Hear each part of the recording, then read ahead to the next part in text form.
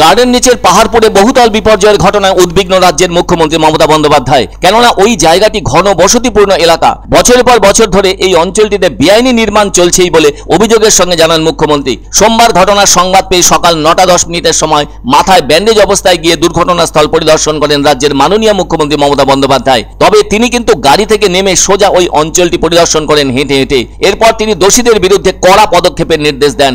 শেষটায় এখান থেকে আহতদের দেখতে নিজে হাসপাতালে যান। তাছাড়া সব রকম ভাবে তাদের পাশে থাকার বার্তাও দেন মুখ্যমন্ত্রী।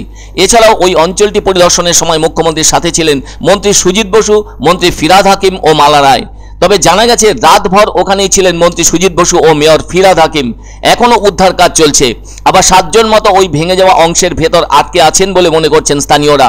তাদের জন্য খাবার, জল ও প্রয়োজন মতো অক্সিজেন পাঠানো হচ্ছে বলেই সূত্রের খবর। ওদিকে বহুতল ভেঙে পড়ার ঘটনায় ক্ষতিপূরণের বিষয়টি আগেই ঘোষণা করেছেন মুখ্যমন্ত্রীর কথা মতো মন্ত্রী ফিরহাদ হাকিম। আহতদের পরিবারকে 1 লক্ষ টাকা করে ক্ষতিপূরণ দেওয়ার কথা জানিয়েছেন ফিরহাদ হাকিম। অকাল প্রয়াণ ঘটেছে এমন দুজনের পরিবারকে 5 লক্ষ টাকা করে ক্ষতিপূরণ দেওয়া হবে। আর ভেঙে পড়া বহুতলটি যে বেআইনিভাবে নির্মিত সে কথা স্পষ্টভাবে জানিয়েছেন মুখ্যমন্ত্রী জানিয়েছেন একটা ছতলা বাড়ি করলেই হবে না, সেটি আইনি মোতাবেক হতে হবে এবং সুরক্ষিত হতে হবে। আরও জানা গেছে গার্ডেন নিচের ঘটনায় গাফিলতির কথা স্বীকার মেয়রের। তিনি বলেছেন পুরসভার নজরদারির অভাব ছিল। উদ্ধার কাজে পুলিশের সাথে রয়েছেন দমকল বিভাগের ও NDRF এর কর্মীরা।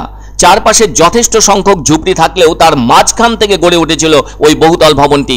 অবিলম্বে ওই বহুতলের প্রমোটারকে গ্রেপ্তারের নির্দেশ দিয়েছেন মেয়র। প্রায় 15 জনকে উদ্ধার করা হয়েছে।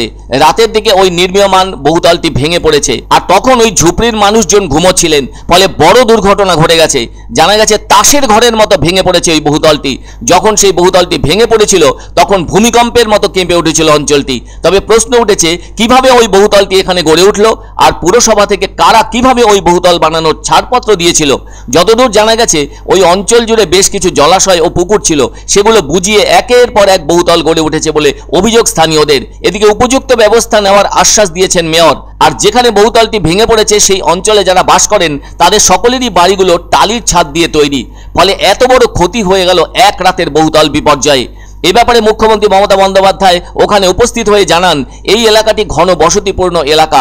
প্রমোটারের একাংশ আইনত দিকগুলি যেমন খেয়াল করেন না, তেমনি পুরসভার বৈধ অনুমতি থাকলেও শক্তপোক্তভাবে বহুতল নির্মাণ করেন না।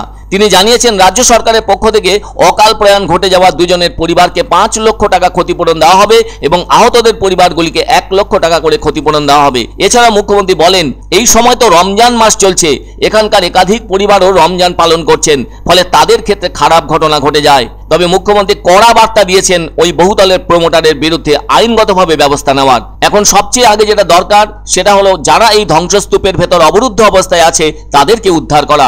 সে কাজে অবশ্য দমকল কর্মী থেকে শুরু করে জাতীয় বিপর্যয় মোকাবিলা দপ্তরের কর্মীরা হাত লাগিয়েছেন।